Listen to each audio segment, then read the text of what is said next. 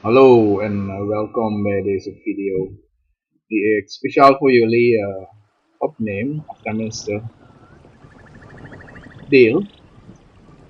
Omdat ik vind dat wij 2018 eigenlijk als Suriname niet genoeg moeite hebben gedaan om te leren van de dingen die om ons heen gebeuren. De video die jullie zo meteen gaan zien is een samenraapsel van de beste motivatievideo's van 2018 van een paar kanalen. In de omschrijving zie je waar het allemaal vandaan komt. Je kan ook alle delen video's volledig zien. De links zijn ook in de omschrijving. En mijn hartgrondige wens is dat jullie de tijd nemen om deze uur en 13 minuten aan video rustig te bekijken. Misschien een paar keer, tot je te nemen, ervan te leren, jezelf beter te maken. En zo ook Suriname. Veel plezier. There is light at the end of the tunnel. Life is hard. Life is challenging. There are ups and downs. And these challenges that you face, they're gonna do their best to take you down. Do not let them. Don't worry. You fall, you stand up. You fall, you stand up. I'm gonna show you. I'm gonna show all of you. You think I suck? I'm gonna be the biggest, best person on earth. I need you to pause and recall the reason why you made the choice to invest your time. And never lose sight of the fact that you were destined to shine. Never lose sight of the fact that you were made for this grind. It's possible. Your dream is possible. Say that to yourself every day. There are two fixed points in your life: birth and death. And what happens in between, that's under your control. It's the only thing under your control. I know I can be what I want to be. If I work hard at it, I'll be where I want to be. What would happen if you just stopped wasting the opportunities that are in front of you? You'd be who knows how much more efficient. 10 times more efficient. 20 times more efficient. Believe that you can achieve something and then actually go out and achieve it. I stayed up late. I read, I wrote, I sacrificed. You need to immerse yourself in school. You need to go in deep. All you doing every single day is studying. You have no time to let fear, doubt, failure, quit, negative thoughts, or give up enter into your mental. You want those good grades? You have to work hard to get them. Find out what it is you want and go after it as if your life depends on it. See, not only do you owe yourself, but you told your mama you were finished. You told your daddy you were finished. You told your brother you were finished. You told your sister you were finished. Stop waiting for tomorrow. Stop waiting for the perfect moment. And start now. Start believing. Start dreaming. And create the life and the person that you really want to see.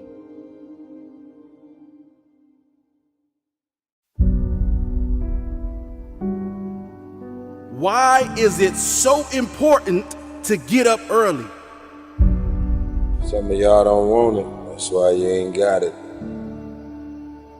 I don't sleep when I'm tired, I sleep when I'm done.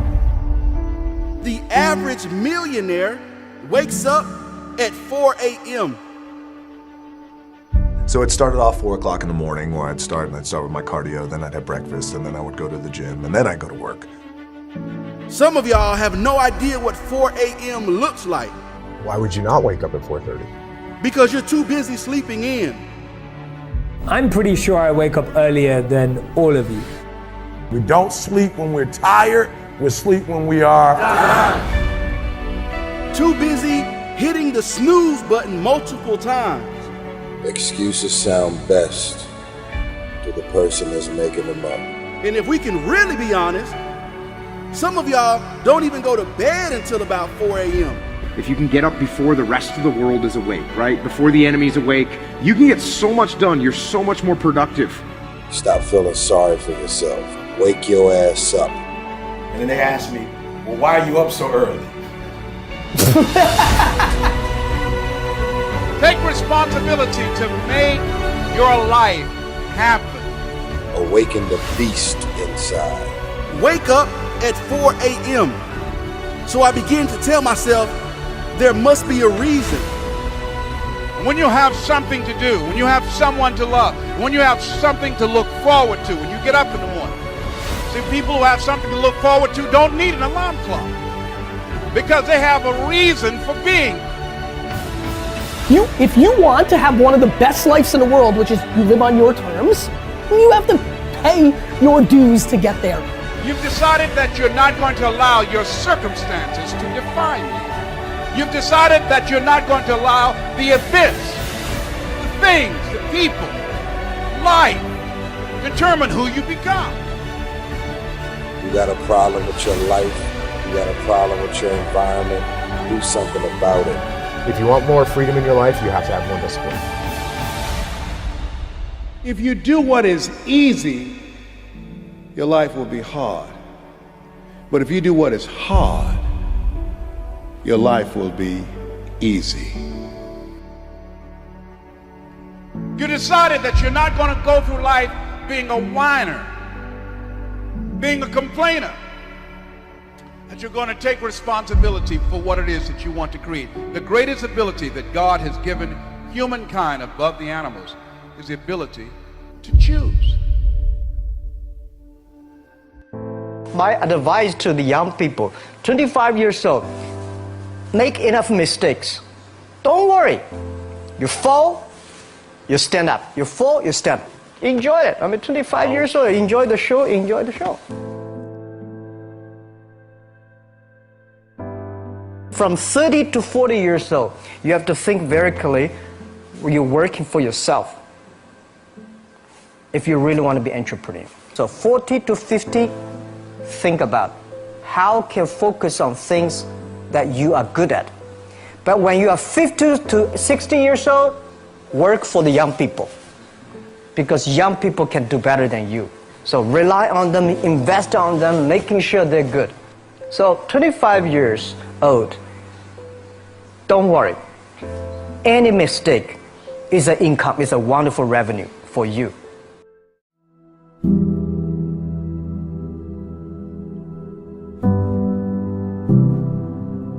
My experience is with people that we're probably running at about 51% of our capacity. You can think about this yourselves. I often ask undergraduates how many hours a day you waste or how many hours a week you waste. And the classic answer is something like 4 to 6 hours a day. You know, inefficient studying, watching things on YouTube that not only do you not want to watch, that you don't even care about, that make you feel horrible about watching after you're done. That's probably 4 hours right there. You know, you think, well, that's 25 hours a week, it's 100 hours a month, that's 2.5 full work weeks, it's half a year of work weeks per year. And if your time is worth $20 an hour, which is a radical underestimate, it's probably more like 50 if you think about it in terms of deferred wages. If you're wasting 20 hours a week, you're wasting $50,000 a year. And you are doing that right now. And it's because you're young, wasting $50,000 a year is a way bigger catastrophe than it would be for me to waste it, because I'm not going to last nearly as long. And so if your life isn't everything it could be, you could ask yourself, well, what would happen if you just stopped wasting the opportunities that are in front of you? You'd be who knows how much more efficient, 10 times more efficient, 20 times more efficient. That's the Pareto distribution. You have no idea how efficient people get. It's off the charts.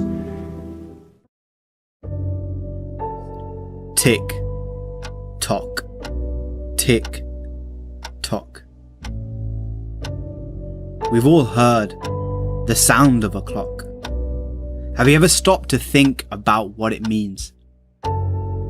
There are 2 fixed points in your life, birth and death. And what happens in between that's under your control. It's the only thing under your control. Now, we have no idea what the distance between birth and death is going to be. And you've heard the story so many times. Somebody gets really bad news. They find out they've got life-threatening cancer. They've only got a few months to live. They quit their job, sell all their possessions, and go volunteering in a far-off country, giving back to other people, spending time with the people important to them, and spending time doing the things that really matter the most. So why is it that we wait for such a massive moment for us to take massive action? What if you could change everything today? What if you could change everything in an instant, right now, watching this video on YouTube, on your phone or your laptop, or wherever you are? What if change could happen?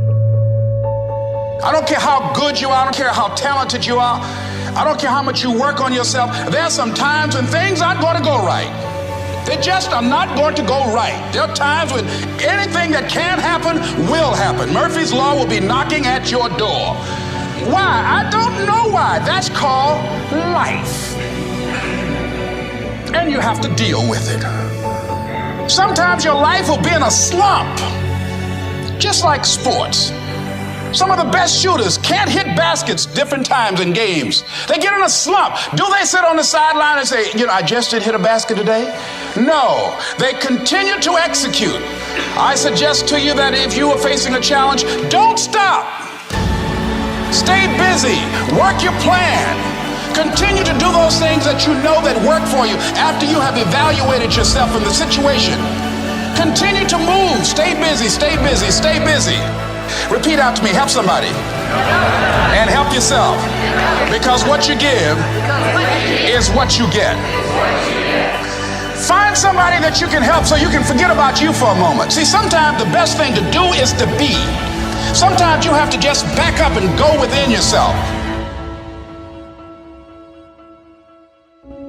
And I think there's a simple thing that you need, that we hear again and again in these motivational speeches. And it's a simple word, but it's misunderstood. And it's belief. If you're going to really change, the first thing that you have to move from an opinion to a belief, and a belief into a conviction, is that you are the one that can change.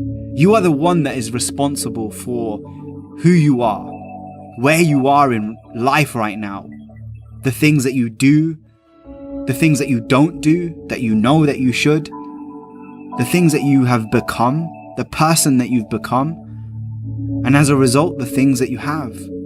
And there's all kinds of things going on right now. There's all kinds of thoughts going on right now. There's all kinds of feeling, but amidst all of those things, amidst the sea of confusion that you might feel, let me ask you a very simple question, a very basic question. Do you believe that you have the power to change?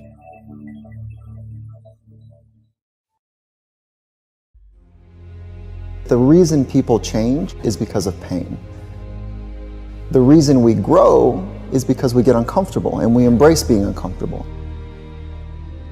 But being honest with the pain that we feel is usually the prime mover for people to do the work that is necessary to push to the edge. Embrace the pain that you're going to feel when you're trying to do something great. You have to understand, you have to know that with greatness comes pain. Stop listening to the opinions of others around us that are saying, oh, you're never going to make it. It's impossible. You can't do it. You will never make it. Acknowledging our suffering, being in touch with the pain, that's enough to say, I can't do this. I don't want to do this anymore. Like, this is not the person I want to become. Like, I used to sit there and look at my class and my teachers and I'm like, I'm gonna show you. I'm gonna show all of you. You think I suck? I'm gonna be the biggest, best person on earth. You need to immerse yourself in school. You need to go in deep. All you're doing every single day is studying. You're gonna get distracted from your goals and all these things arrows are gonna come at you all the time. Whatever your goal is, you have to get there. Even though people are gonna say you can't do it, even though people are gonna throw different opportunities, you know, I'm sure your friends went out 1,000,000 times to happy hour when you had to stay late. Find out what it is you want and go after it as if your life depends on it. Why? Because it does. Thoughts become things. Whatever you put out into the universe, you are going to get back. You have an opportunity to still be achieving. So get up and get on it. Because the weak will struggle. Success is reserved for those that are the strongest. But you still got time to pass that class. You still got time to finish strong, all right?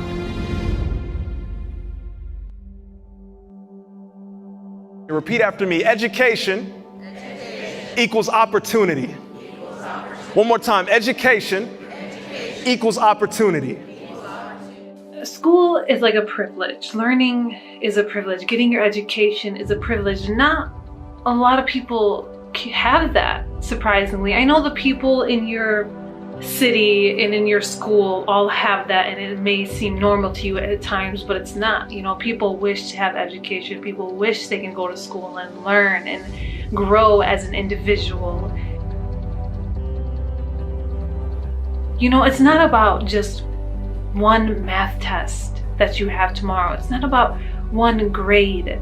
It's that if you do good on this one test, you're gonna do good on another test, and then another test, and you're gonna get an A, and that's gonna raise your GPA, and your GPA is what's gonna decide what college you're gonna get into, and then what your job will be. Like, it all adds up. You know, always try your best. Don't look at it as just a test. Don't look at it as just a class, a grade. Because anything that you want in life, you know, you're gonna have to work for. Nothing is gonna be given to you. See, most people only ever focus on problems. Right? It's the world we live in today. We live in a world of media-fueled problems, right? You can't turn on the news without seeing problems, disasters, all the bad in this world. Now, most people focus on their problems and make them bigger than what they actually are. All right, this is where people are going wrong. If something bad happens and you make that problem even bigger and tell yourselves things like, this is always happening to me, this is never gonna get better, this is a big problem. Train your mind. Train your mind not to focus on the problem and make it bigger, but focus on the solution to solve it. Stay positive, stay focused, and most importantly, stay strong. You know, I used to actually do my homework on a Friday, so I would enjoy the weekend. Mostly people do it on Sundays when they have to do it, but I like to just get it over with. It's so much better knowing you're done and you can have free time and you can do whatever you want than have that on your mind while having the free time. You know what I mean? It's just so much better to get it done. You'll feel so good. Start off good. Do your homework. Do the best you can do on every single test. I know I can. Be what I want to be. If I work hard at it, I'll be where I want to be. I know I can. Be what I want to be. If I work hard at it, I'll be where I want to be.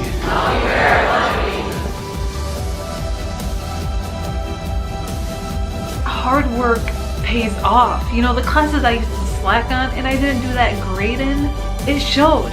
In the classes I worked really hard on and I tried my best, it showed. You know, it made me realize that hard work really does pay off in the end. Your results might not show and you might feel like you're failing. You might feel like you're not getting anywhere and that you won't do good, but just as long as you try your best, just as long as you give it 100%, start off strong and finish even stronger. You got this, my friend. What's the problem? You've been waiting your entire life for this moment, this golden opportunity, this rare occasion, this chance to do what so many other people don't get to do, what they don't get to accomplish, what they don't get to experience, what they can only imagine. But you're here. You've made it to this point. You've arrived at this pinnacle place in your life. It would be a shame to mess it up, a shame to miss this chance, all because you allowed fear to trump faith. Time waits for no man. Once it's gone, it's gone. It doesn't roll over. Time goes forward. Time never goes backward. The time is now. There has never been a more promising time to achieve greatness. I heard someone once say that greatness is within you, but it's dormant. It's bottled up, just waiting for the moment to unleash and show the world how great you really are. How talented you can be. How amazing your skills are. Not sure if you know or not, but there are hundreds, no, scratch that, thousands, let me try again, millions of people that would kill to be in your shoes right now. They would give up food, sleep, TV, cell phones, and any other luxury of the world just to be given the opportunity you have right now. But instead of taking advantage of it, instead of capitalizing on it, you're too busy eating. You're too busy sleeping. You're too busy being distracted by what's on television. You're too occupied with what's trending on social media. Every second you're not working, your competitor is. In other words, you don't have time to chill. You don't have time to just hang out. You don't have precious moments to lose. That same billionaire that you idolize has the same 24 hours that you have. Imagine that. The same 86,400 seconds in a day. Do they waste it? You better work your butt off every single second that you have, or you will find yourself saying, I should have, but it'll be too late. The time would have already passed. Your chance will be lost. Your golden opportunity will fall in someone else's lap. Don't do that to yourself. You've worked too hard up until this point. You put too much blood, too much sweat, too much tears, too many late nights of studying into your craft to ease up now. The time is now. Not only is it important to you, but it's important to your family. It's important to your friends. It's important to every young child that looks at you as a role model. And you had no idea you were being watched. There are young kids in your neighborhood that aspire to be like you. They want the opportunities you've been given, but they may be too shy to tell you. And so they watch from a distance. Don't let them down. The time is now. Everyone in your corner is rooting for your success. Everyone in your corner wants to see you shine. Everyone in your corner wants to see you win. Everyone in your corner believes in you. The question is, do you believe in you? Are you committed to the process? Are you built for this life? Are you ready for the tears, the long days of working hard, the sleepless nights of putting in work, the sacrifice of your time to reach a new level? The time is now. The choice is yours. Don't wait. Don't hold back. Don't be shy. Give it all you got. Give it every ounce of effort you can muster up. Then, and only then, can you be successful. The time is now.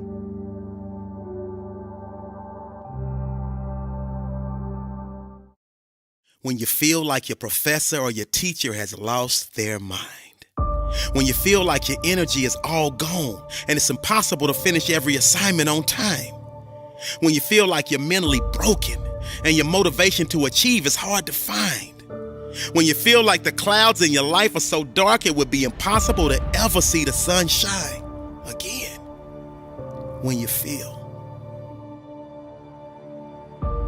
Those are three of the most powerful words that could ever be put together. When you feel. Because the feel means you're still with us. Because the feel means you're still breathing. Because the feel means you still have an opportunity to be achieving. Because the feel means that you still have the power to stop the pain, stop the bleeding, stop the hurting, stop the grieving. I said, when you feel. Because the feel means you're still with us. Because the feel means you're still breathing. Because the feel means you still have an opportunity to be achieving. Because the feel means that you still have the power to stop the pain, still have the power to stop the bleeding, still have the power to stop the hurting, still have the power to stop the grieving. So whenever you feel like your professor or teacher has lost their mind, because they're overwhelming you with a workload that seemingly will take up all of your time, I need you to pause and recall the reason why you made the choice to invest your time. And never lose sight of the fact that you were destined to shine. Never lose sight of the fact that you were made for this grind. Never lose sight of the fact that no hole is too deep for you to climb up out of. And above all else, your why will never ever allow you to withdraw. Your why will never ever allow you to pull the plug. Your why will never ever allow you to throw in the towel. See, it's your why that will push you to dig deeper and to go that extra mile. See, not only do you owe yourself, but you told your mama you were finished. You told your daddy you were finished. You told your brother you were finished. You told your sister you were finished. So therefore, it's up to you to never diminish the value of your word. And a wise man once gave me a wise word, and now I'm passing these wise words on to you. You are in total control of your situation. So when you feel like you're facing a breaking point, this is the point when you go to your professor. This is the point when you go to your academic advisor, and not the time to despise her and not the time to despise him.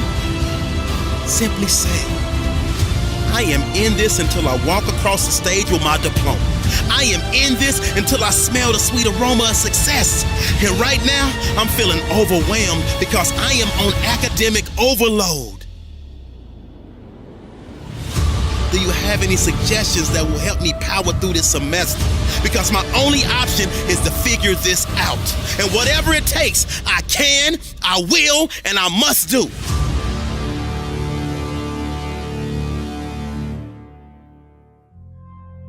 See, I understand that drastic times call for drastic measures.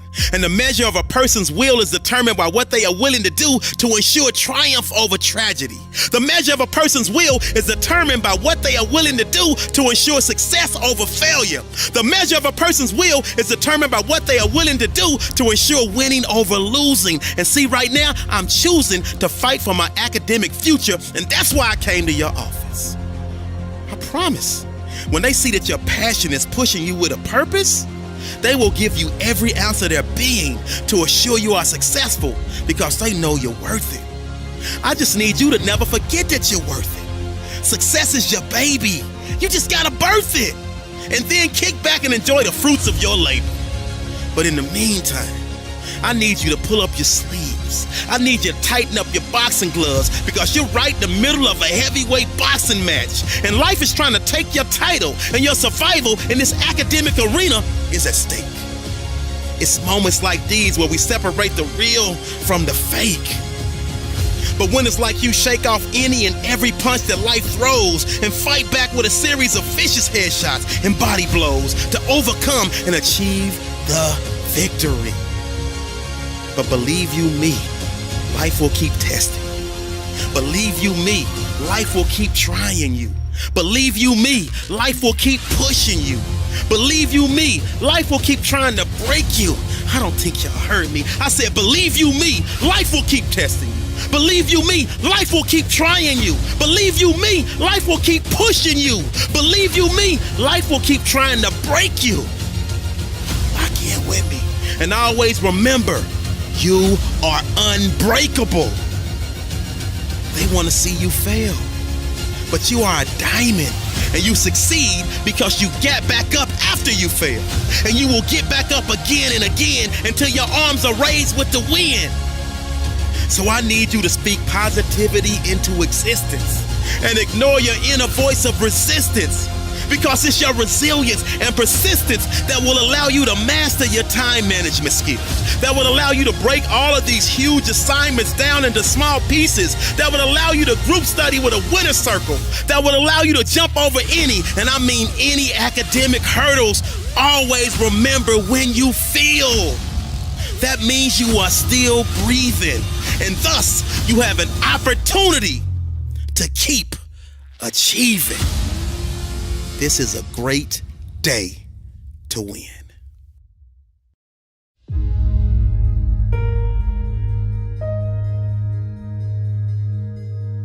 The attitude is it can't be done because they haven't seen it. They're judging according to appearances. The people that are going to make it in the future, the people that are making it today, let me share something with you. History is being read, but it's also being written by people with imagination. It's necessary you take responsibility for it, that you make it happen, that you don't give up, that you don't take any objection or disappointment or defeats personally, that you keep on keeping on, that you don't decide that I can't make it because you can't see the light at the end of the tunnel, that you realize that's a part of the program. You must have faith. You've got to believe in yourself. You've got to believe in your abilities. You've got to believe in your service, your company, your ideas, unquestionably. You've got to have faith, and that faith gives you patience. That it's not going to happen as quickly as you want it to happen. When you got an idea, you want to move on. You might not have the money, you might not have the education, you might not have the support or the resources you need. What is that something that can keep us going, that will enable us to act on our dream? What's one of those keys that will begin to help us to discover the secrets to our dream? Here's what I want you to repeat after me, please, with power and conviction. Say, it's possible. It's possible. It's possible. Yes, your dream is possible. Say that to yourself every day. Feed your mind with words that you write and words that you hear and words that you speak to yourself. Feed your faith, and your doubts will starve to death. Say to yourself, it's possible. It's possible. It's possible. Even when you have no evidence to point to, say to yourself, it's possible. There's nothing as powerful as a made-up mind. What keeps you on top is the ability to think and prepare mentally over and over and over again. The body has limitations, the mind does not. We focus so much on what goes on from the neck down that we forget it all starts from here. You gotta write, even if no one published your book, write, because that was given to you to do. You do what it is you're supposed to. You're supposed to build something, you're supposed to create something. I don't know how to do it. Learn. Do whatever is required. Just go out there. It's possible you can get what you want. It's necessary. If you want it, you got to go into action. You got to be willing to experiment. You got to be willing to fail and to succeed. You got to be willing to form and to develop new relationships. It's you, it's on you. You got to make that happen. Nobody's going to bring it to you on a silver platter and say, here's your dream manifested. No, it's hard. Yes, it's hard. It's difficult. Yes, right. And it's worth it. I hear stuff all the time. People say, oh, look in the mirror and you'll see why you're not succeeding. I don't believe that, okay? It's what you don't see in the mirror. That's what's holding you back. It's what you're not willing to see is why talent is not enough. And when you finally see it and accept it and decide to work on it, then you can take that next level. Life means to evolve. And if you're not evolving through small incremental changes that build up over time to create a large change, then you're probably dead.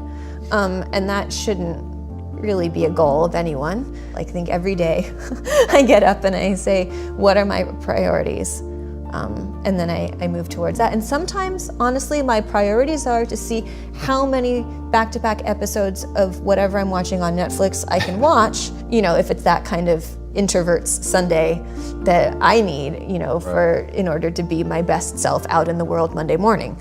And sometimes it's, you know, how much of my to-do list can I crank through before lunch? And so I tell myself that this to-do list or the things that are on it are so insignificant compared to the things that I have already done or I've already survived or already accomplished, that it's almost laughable that they think they can stay there on my to-do list, you know, like they're actively mocking me. And so if you can get to the point where you can say, well, I've already pushed through something uncomfortable, or I've already done something that I didn't think that I was able to do, didn't have the skills to do, didn't have the confidence to even try, but yet circumstances intervened and I was forced to. I've already done these things. And yeah, they were in a different context. You know, maybe they were in a personal context and not a career context. Or in my case, they were in the theater and not in the science world. But proof of concept is already there. So what reason do I have to believe that it's not going to work again? So not thinking about it as this entirely novel new thing, because you do get the fear response to new things, because that's our brain trying to protect us from, you know, things that might be dangerous that we don't know anything about, and realizing that in fact this is a familiar task that's cloaked in a new environment. And so I think that there's a lot to be said for looking back at our successes and not just appreciating them, but really recognizing that the new challenges in fact are old dragons we've already slain. A lot of the early accomplishments that I have made were because I didn't realize that there was an option. And there's actually a type of method for teaching. I also used to play the violin, and I was taught with the Suzuki method. And if you look up the Suzuki method, you have all of these little 4, 5, 6-year-olds that are playing violin concertos that are, you know, far beyond what you would think somebody of that age should be able to do. And it's because nobody told them that they shouldn't be able to do that. And so that was basically my reality. I was told, well, you're 11, you're gonna start going to college. So I went, and the expectation was you're supposed to get good grades, so I did. Every time there was a goal put in front of me, I didn't realize you could not accomplish it, so I just did. We'll never really know who we would have been if we had made like one different decision, you know, way back there in our childhood. But because of the way the brain develops, we are more emotionally susceptible to the experiences that we have early on in life than we are later in life. All I hope for women in STEM is that they stop worrying about whether or not they're fitting in and whether or not they are supposed to be emulating the men or making a point of being female, and they start just taking things, taking their power, taking their place at the table, and not asking permission for it. And we have all of these trailblazing women that have had to do that. They have had to take, and there are so many glass ceilings in academia, you know, the ancient ivory tower that it is, and they are still there to be broken. But I think for the masses, since we're always trying to get women in STEM now and women in coding, and so I think of it as like, I hope this isn't offensive, like storming the beaches at Normandy. Like, we just put enough women into the pipeline, then the fact that it's so leaky won't be a problem, and we'll eventually get enough of them through to tenure track positions that there will start to be a positive feedback loop. And I think that for the masses, it can be very difficult to be at your best when you're constantly looking over your shoulder and wondering if being you is enough. Say no to everything that doesn't support your immediate goals. 41% of items that people put on their to-do list are never done at all. Wow. It's like a to-do list is the graveyard of, you know, important but not urgent. And when you truly realize just how valuable a single minute is, I mean, money, we can lose it and make it back again. Our health, we can get sick and get healthy again. Time, once it's gone, it is gone. Time is life. The 15 secrets successful people know about time management. The productivity habits of 7 billionaires, 13 Olympic athletes, 29 straight-A students, and 239 entrepreneurs. You might not use all of them, but if you use 1, 2, 3, or 4 of them, I tell you, you're going to get a lot more out of your day. Anyone can make a big difference. Absolutely. We all have the same amount of time. Every single one of us has the same amount of time, but some of us squander it, some of us waste it, some of us don't make best use of it. It's my goal, my hope at the end of this episode that you'll be able to see just how much time you have in the day. And there's something in this episode that you'll be able to use to maybe get more out of your day. And that to me is a win. Absolutely a win in my book. Golden nugget number 1. Time is your most valuable and scarcest resource. Hey, 1440 is the number that can change your life. And that number is the number of minutes we all have in a single day. And while, you know, most of the people that I interviewed, you know, they're not all doing the same 15 secrets either. The common thread was that they always spoke about minutes and the value of time. And when you truly realize just how valuable a single minute is, I mean, money, we can lose it and make it back again. Our health, we can get sick and get healthy again. Time, once it's gone, it is gone. Time is life. And so, you know, in 1 minute for your health, you know, you can bang out some push-ups or sit-ups or take a cleansing breath. For relationships, you can tell someone that you love them or that you're grateful for them. In business, it takes a minute to have a breakthrough idea. And once you truly understand that, all of a sudden, you know, you're not going to let people steal your time with all those got-a-minute meetings or other trivial things. There's a certain number of minutes every single day that I have at my disposal, and so much of it is just wasted minutes. So if you start to capitalize on the time that you have, you'll realize, holy, I can get a whole bunch done. So golden nugget number 2, identify your most important task and do it first. The most important task, the MIT. Your MIT is, you know, what is that project that is going to double the size of your business? What is that project that's going to get you the promotion or max out your bonus at work? And then break it down. It's like, what domino can I tip over today that's going to lean on the next one and the next one? And then we have to get in that discipline of scheduling time to work on our MIT first thing in the morning. Behavioral psychologist Dan Ariely talks about we are at our best for about a 2-hour window of time in the morning. You know, we're at our cognitive best. But what do most of us do? We stroll in with, you know, to work, we open up email, we start working on everybody else's MITs by answering their emails and all that stuff. Before we respond to text, before we listen to voicemails, before we do email, we should work on our MIT. Golden nugget number 3, work from your calendar, not a to-do list. Stop using a to-do list. You know, I was asking all of these people, self-made billionaires, self-made millionaires, what is your number 1 secret to productivity? They could have said anything. And none of them mentioned a to-do list. I was about halfway through the interviews, and finally I started doing the follow-up. I'm like, well, what about your to-do list? Give me some advice. They laughed at me. They're like, to-do list? You know, we work from a calendar. And as I did the research, It turns out 41% of items that people put on their to-do list are never done at all. Wow. It's like a to-do list is the graveyard of, important but not urgent.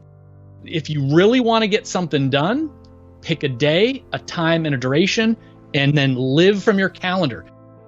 Golden nugget number 4, to overcome procrastination, beat your future self. So we need to think about, all right, how's that future evil version of ourselves going to jeopardize our best intentions? And, let's say we want to start jogging this week. We want to work out.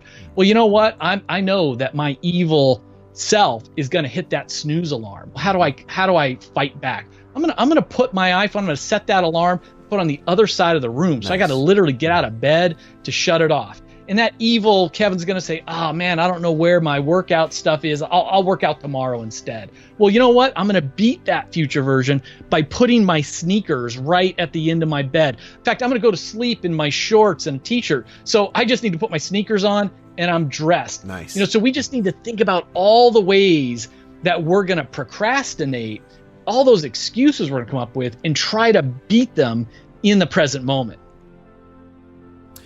Golden nugget number 5, there will always be more to do. Back when I was a young and dumb entrepreneur, I was the guy who was just 8 hours a day wasn't enough. So I'd work 16 or 20, 5 days a week wasn't enough. I'd work 7. The girlfriend or eventually the wife would be like, hey, it's 6 o'clock, dinner's cold, when are you coming home? Leaving the office in 5 minutes. Then it's an hour later, I'm still in the office. And, one of the things that I learned from interviewing all these people is they have this sense in their bones, like there will always be more to do. Andy Grove wrote, he was the founder and CEO of Intel. And he said, my day ends when I'm tired and ready to go home, not when I'm done, because I am never done. A manager's work is never done. There's always more to be done, more that should be done, always more than can be done. Maybe, maybe we've decided that we're going to work a 10-hour day or a 12-hour day or a 6-hour day. Whatever you decide, be intentional about it, and then realize you've allocated other minutes for your health, which is gym time. You've allocated other minutes for your relationship, including date night or time with your kids. Golden nugget number 6, always carry a notebook. Everybody I spoke to talked about carrying a notebook. Richard Branson has written about it over and over again. He says the single most important possession is his little notebook. That's how he built, the Virgin brand. There's all these people that I interviewed that just swear by this power of jotting down little notes, whether it's journaling or notes from meetings or words of wisdom from the books they read, but it just really changes their life. Yeah, and one of the things that David Allen always says that our minds are best used for processing different ideas, not to hold on to information. You'd be surprised when you start carrying around a notebook with you just how much information comes into your mind that you want to capture. Now, when you start capturing that information, you realize, holy crap, I've been holding on to so many good pieces of information and it's just been gone. I just lose it or I hold on to it and it just ruins the ability to allow your mind to free itself up to process new information, which is the best state for your mind to be in. Golden nugget number 7, control your inbox. To be honest, many of us use our email inbox and text messages and other social media apps as a form of procrastination, as a form of a little reward. It releases dopamine. It's kind of like pulling that handle on a slot machine. Is it going to be something good? And all of these companies out there and other people in our lives, they want our attention. And that's fine, but it can get in the way of our productivity. So the bottom line is, shut off the notifications on your phone on everything. It's okay to go to email or messages and all of that, but do it when you want to do it, not because someone else is calling you, kind of like Pavlov's dog, ringing a bell and I'm reaching for my phone. I process email like anything else 3 times a day, morning, noon, and night. Now, again, the number's not so important, Ryan. I mean, I know people who only process it once a week or once a day, and others, people tell me, hey, I'm a stockbroker or whatever, I need to get back to people all the time. Fine, process it every 30 minutes or 15 minutes. The idea is to be intentional about it. Shut off the notifications. So if you're out there and you haven't shut off your email notifications, what are you waiting for? I've done that a long time ago. I shut it off because it's just distraction. Golden nugget number 8, schedule and attend meetings as a last resort. Now, we can't all, be like Mark Cuban and just say no to our boss and other people with meetings. We can say no much more often. We can say no to a lot of meetings. We could say no to meetings before noon. Like, let's keep our deep work in the morning, then our collaborative work in the afternoon. And if you have to say yes to a meeting, say no to long meetings. Richard Branson again says, there's few meetings that need to last more than 5 or 10 minutes. And so that's just the idea, is let's say no as often as possible, at least one day a week say no, and then try to say no to long meetings. Absolutely. And that actually, you know what? That breaks us into the next golden nugget number 9. Say no to everything that doesn't support your immediate goals. They're not being rude, but the most highly successful people, they know what their values are, their goals are, and they fill their calendar with things that'll get there. And that doesn't leave time for a lot of other things. We're raised from being really young to like, hey, you want to be liked, so you want to help people. You're told it's nice to help people. You don't want to be rude. What's helpful to me is when I realized that every time I say yes to something, I'm actually saying no to another thing or many things. I got myself into so much trouble, man, because I like to be liked, and so I would say yes to people all the time, even though I knew by saying yes, it would screw up my schedule. I'd have to push other things back. In the back of my head, I was like, you're not going to do this anymore. You're not going to go to the gym. Your whole schedule's thrown off course. Getting good at saying no and doing it in a very polite way, in a delicate way, is something that a lot of you out there have to do. Golden nugget number 10, follow the powerful Pareto principle. Yeah, the Pareto principle is more commonly known as the 80-20 rule. And it's this idea that most of the results in almost any activity, 80% of the results, comes from about 20% of the activity. So it's just really pausing, slowing down, and looking at, with all the work that you're doing to build your business, to get your work done, what are the handful of tasks that are getting you most of your results? Just focus on those things. Golden nugget number 11, focus on your unique strengths and passion. We really need to remember the power of delegation. I'm a perfectionist, so nobody can do anything as good as I can. I've got to do everything to do it right. And the reality, Ryan, is that might be true, but we have to realize, again, think about that 80-20 rule. This feeds into this, that yes, if I delegate it to someone on my team, maybe it's not going to be perfect, but if it's 80% to perfect, I need to be okay with that and let it go, because now that just freed up all of my time. Golden nugget number 12. Batch your work with recurring themes. So this one, you read in the book, innovative entrepreneurs, they really assign different themes to their office days so that employees can really concentrate on one specific type of work. Well-known sort of consultant to consultants, Dan Sullivan, he talks about entrepreneurs should have focus days, buffer days, and free days. And the focus days, those are your game days. Those are the days where you are doing your most important activities. Usually it's sales or revenue related, but whatever your strengths are. A buffer day, that's the day to catch up on phone calls and emails and sign paperwork and, all the other administrative stuff we have to do. And then free days are the days where you do not work. And what you're doing is you're resting and recharging, which all the Olympic athletes really talk to me about that. Golden nugget number 13. If you can do a task in less than 5 minutes, do it immediately. So this really comes down to the touch it once principle. I go to an extreme on this one. I walk to get the mail out of the mailbox every day. Well, most people, you come inside and there's the two piles. There's the junk pile and then the bills, and then later we go through the junk again, and then we go through the bills again. On my walk back up to the garage, I am sorting that junk and I'm dropping it right in the recycle bin before I even get into my house. Those bills, they go into the bill pile, which again, I process on Friday afternoons. I don't even open the envelopes until I'm ready to do them. I don't care about what my electric bill or cable bill is. I'm just going to leave it sit there until I'm ready to process it. So, email, you open an email when you're ready to process it in that moment. Just learn to touch everything once. Golden nugget number 14, routinely use early mornings to strengthen your mind, your body, and your spirit. Because, I'm asking people, give me your number one productivity tip. So I'm expecting to hear about task lists and calendars and priorities. So many people said, my number one productivity tip is what I do in the first hour of my day. And they're not talking about getting work done. They're talking about their mind and body. Most of the people that I interviewed, these high performers, they weren't waking up feeling stressed, rushing to the office and diving into emails. That first hour, that first 30 minutes, they were investing in themselves for the long game.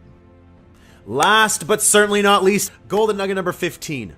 Productivity is about energy and focus, not time. We all have the same 1,440 minutes a day. We can't get more of that. It's not about managing the time. So the idea is, first of all, take care of our bodies, light cardio, lots of water, get good deep sleep. In addition to that, the most productive people, they actually take more breaks. So we're designed to kind of like sprint and rest. And so again, to each their own. A lot of people like this Pomodoro technique. You just sprint for 25 minutes, then pop up and walk around, get some air, get some water.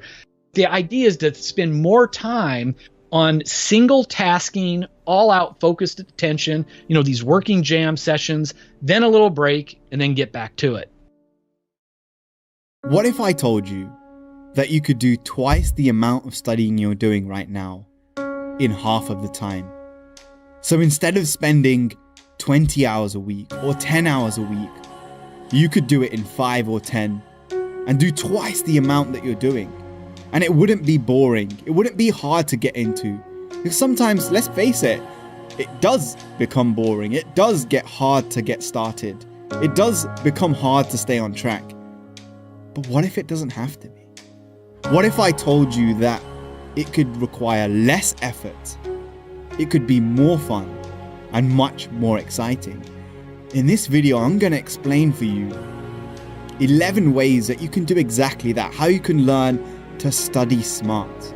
And this is something that if you follow this process, if you stick with it, it's going to win you the respect and admiration of everyone around you, the teachers that are helping you to get the grades that you want, the students in the classroom that you sit next to, but also, most of all, the person that looks back at you in the mirror every single day.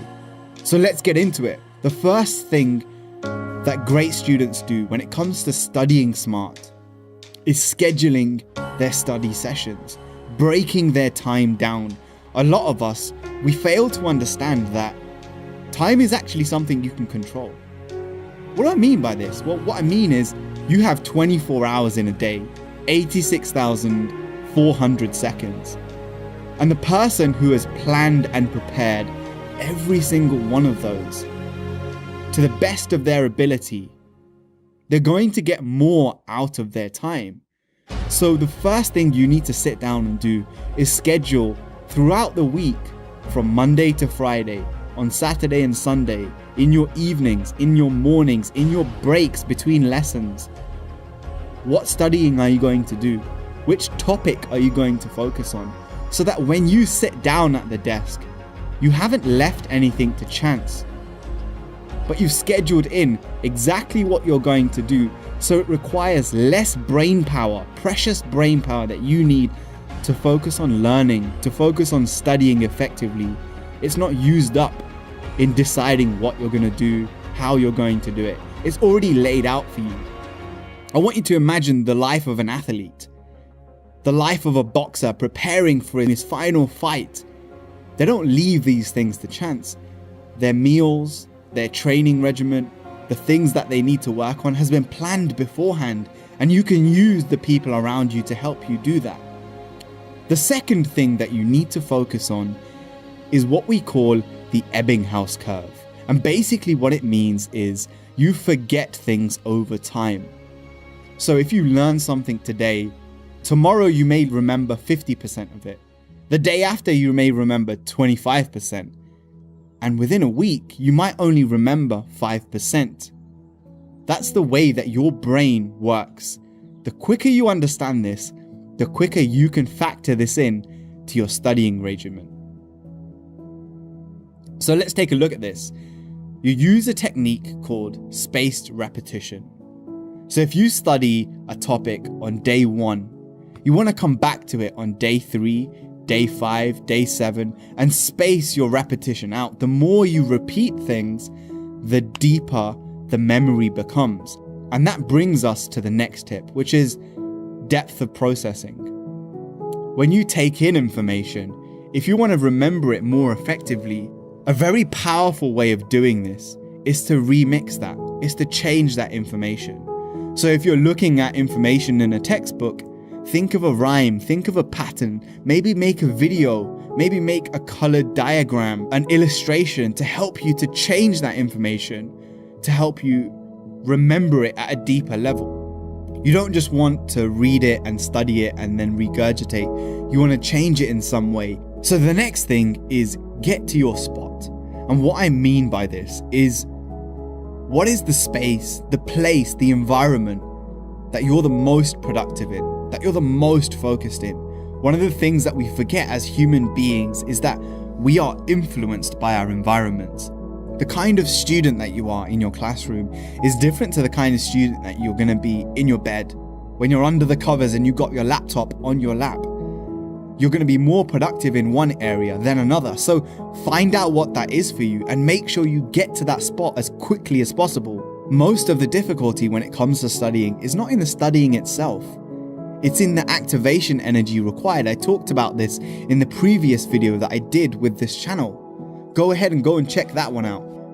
Sometimes we focus on getting more motivation, improving our techniques, and trying to fuel our rocket ship even more. But another way of making your studying more effective is to remove the resistance, to cut out the distractions like social media. So don't have your phone next to you, turn it off, put it in a different room. Remove any kind of distraction. And I'm talking about people, your dog. Put your dog in a different room if you have a pet or an animal that distracts you. Go somewhere where you cannot be distracted, and the only single thing that you can do is focus on the most important thing. And the most important thing is studying, revising, learning, removing those distractions, so less effort and energy is required for you to focus, and you can use it on what's important. And that brings me to the next point. You want to work at 2 levels. So increase your fuel and your motivation to study. Think about and write down, tell people why you're doing this. I'm doing this because I want to become a doctor, an engineer, an entrepreneur, a social activist, a campaigner. And at the same time, remove the blocks that are stopping you. Remove the activation energy required for you to start studying. So before you go to bed at night, have your notebook out and ready on your desk. Make sure it's free of any clutter. Even have the pen ready. So the only thing you have to do is sit down and start taking notes. You don't even have to write the title or the date, because those things are already done. And what you want to realize here is that success is a setup. It's not an accident. So make it happen that way. Plan and set yourself up for success. Habits. Let's talk about habits. Because as much as you want to be motivated, if you want these things to be effortless, you need to build habits. Now think about brushing your teeth every morning. When it comes to brushing your teeth, it doesn't require motivation. You don't watch a motivational video for you to brush your teeth, or for you to go to the toilet, or for you to put your shoes on in the morning. The only thing you do is you do the habit. And so by building habits, you make it easier and easier for you to execute the thing that you need to do. Habits don't require motivation. So how do you build the habit of studying effectively? You start small. You start with a small habit and you progressively make it harder and harder. So you might start off at the beginning with doing 10 minutes in the morning. And then your goal is simply to be consistent for 2 weeks, just studying 10 minutes every morning, very focused, very effective. And then you make it 15 minutes, 2 weeks again, very focused, very effective. And then you move to 20 minutes. And the next thing you know, you're doing 2 hours every single morning before you even get to school, college, or university. And you graduate your habits gradually over time. The problem that a lot of us have is we try and do too many things at once, focus on one thing, and that brings me to my next point. Know what it is that you're looking for when it comes to revision, when it comes to studying. So be smart about it. You don't have to learn everything. The examiner, the teacher in the classroom, know what it is that they are looking for. Play the game, because this studying game that you're in right now, this period of your life, some of the things that you're learning are functional and some of the things that you're learning are lifelong practical things. So know the difference. If there is something that you need the examiner to see, if there is a way that you need to present your essays, if there's a way that you need to present the information, give it to them that way. Hard work is going to beat talent when talent doesn't work hard, which brings me to my next point. It's not just about your genetics.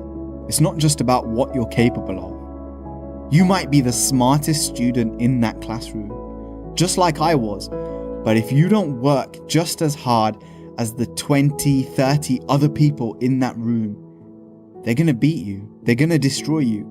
And when it comes to that day at the exam, they put in more hours than you. They studied better than you. They looked at past papers. They spoke to other students about what they needed to do. And they were just sharper when it came to that moment, like a samurai who keeps his sword sharp. When the moment came to strike, they didn't hesitate. They only needed one opportunity, and I want you to be as sharp as you possibly can. So focus on putting in the hours. So we got 2 more points left, and these are probably the most important. I need you to really hear me now. When you study, I don't want you to study like a student. I don't want you to study like anyone in your classroom. I want you to study like a lecturer. Now imagine the way that your teacher or your lecturer studies for the classroom. If they were sitting that exam, if they were sitting down for that study session, what are the things that they would do differently? What are the books that they would read differently? What kind of research would they do? And really get yourself into their shoes, into their mindset, because that's what's going to take you 10x forward. It's going to take you 10 steps further than you are at the moment. If you think like a beginner, you're going to prepare like a beginner. But if you learn to think like a master, like the lecturer, like the person who's teaching everybody else, what level of preparation would that require? And then act in accordance with that. And the final, most powerful, practical technique when it comes to studying smart is what's known as the low-key method or the loci method. And to keep it simple, it means this. If you're trying to learn a new language, let's say you're learning Spanish, use your room, use your house that you live in to hold different memories in different places. So I used to use this when I was studying for French. I'd keep all of the things related to sports in one room. I'd keep all the things related to common conversations in my kitchen, and I would put labels on things. The spoon in my kitchen drawer, I knew exactly if I was looking for that information, it's the spoon in the drawer, and if I look at the label in my mind, I can see the word associated with it. So use this so when you're walking around your house has now become a study session, and you're walking inside that matrix. You've hacked the system. So even when you're sitting down to have dinner and you look up, you can see the revision notes for that module that you found difficult. And every single day, you're coming back to what I talked about at the beginning of this video, that spaced repetition. You're repeating what you need to remember again and again, and you've got that depth of processing. The reason this is powerful is because you've created an immersive studying experience, and that's what the greats do. There is no line between studying and not studying. There is no off switch. There's just different levels of immersion. So imagine if you were living in your textbook and you made your physical environment a representation of all the things that you need to learn. You're walking around in this palace of information. And I want to leave you with the most powerful quote of all when it comes to education. There is no end to education. There is no end to the things you learn. It's not that you read a book, you pass the exam, and that's it, you're finished. The whole of your life, from the moment you're born to the moment that you die, is a process of learning. So if you can apply the things here, you schedule your learning, you schedule what you're going to learn when, you space your repetition out, you remix things so you can remember, you get to the spot, you cut out the distractions, you increase your motivation and you remove the blocks. You start with small habits and progressively make them harder and harder and harder. You know what it is that the person you're studying for is looking for, so you learn those things. You're practical about it. You know that hard work beats talent when talent doesn't work. You study like you're a lecturer and not a student, and you use that loci method to turn the environment that you're in into a wealthy palace of education. There is no reason why you can't achieve more, do more, and like I said at the beginning of the video, you make your studying more effective so you can do twice as much in half the time. And now it's become effortless, exciting, and fun. And those are the 11 ways that you do it. Accept only the best and nothing less. I'll see you in the comments below, and make sure you check out my other video on motivation to study. Peace.